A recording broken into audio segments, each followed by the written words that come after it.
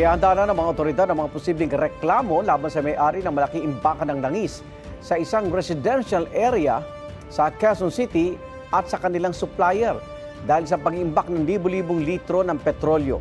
Sabi ng Department of Energy, bukod sa maituturing itong hoarding, hindi ligtas na mag-imbak ng ganoong karaming petrolyo sa isang residential area.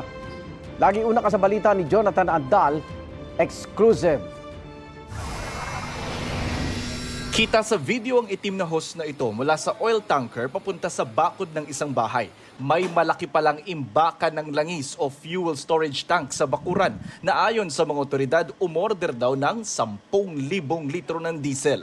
Naalarma tuloy ang mga kapitbahay nito sa Barangay Sacred Heart sa Quezon City. Nag-aamoy kami dito ng gasolina. Hindi ko alam kung crudo or gasoline, pero ang dinig ko lang diesel.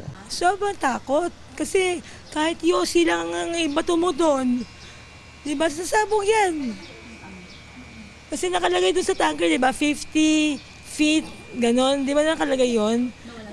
Yes, na walang smoke. Dumating ang mga pulis at bumbero kaya tumigil sa pagsali ng umunoy diesel ang oil tanker.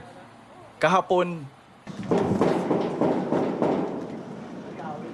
sumama ang GMA News kay Energy Undersecretary Wimpy Fuentabella nang katukin ng bahay na may imbakan ng langis pero wala kaming nadat ng tao rito.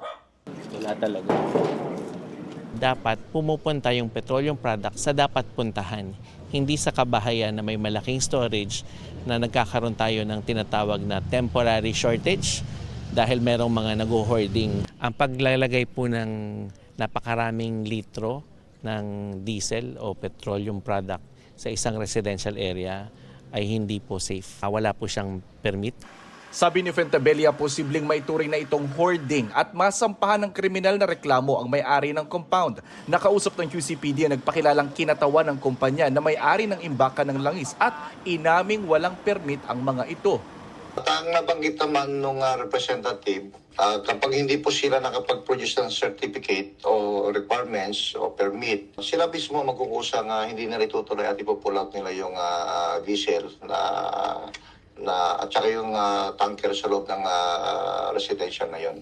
Pero saan nga ba nila gagamitin ang iimbak nilang umano'y libo-libong litro ng diesel? Paliwanag nila, personal consumption. Nagpapabricate sila ng may mga metalworks na may nabanggitin, gagamitin na sa generator. Sabi ng barangay, hindi nila kilala ang may-ari ng bahay. Hindi rin daw ipinaalam sa kanila na magtatayo roon ng malaking imbakan ng langis. Hindi kami aware na may ang daan. Kasi for the longest time, ang alam namin, binibenta po yung property na yan. So, yeah. Alam namin wala nakatira po dyan eh. Sabi ng DOE, hindi tulad ng crudo, nabubulok ang diesel, kaya hindi dapat iniimbak ng matagal. Kung marami po pong nagpaplano na magtatago sila ng gasolina, ng diesel, nabubulok po kasi yan.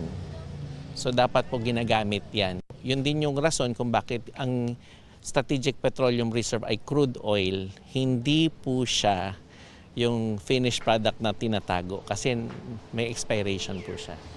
Case build-up na ang gagawin ngayon ng DOE at QCPD laban sa may-ari ng bahay at sa supplier nila ng langis. Ngayong araw, magsusumite ang mga residente ng petition letter sa Quezon City LGU para humingi ng tulong. Nauna nang sinabi ng Department of Energy na ang pagbili ng petrolyo at paglalagay sa fuel-grade drums ay pwede kung para ito sa mga consumer na kailangan ito sa operasyon, tulad ng fishing vessels at marine equipment operators, mga ospital at ibang pasilidad na gumagamit ng generator sets, telecommunication facilities, at mga negosyong mayroong lehitimong operational requirement.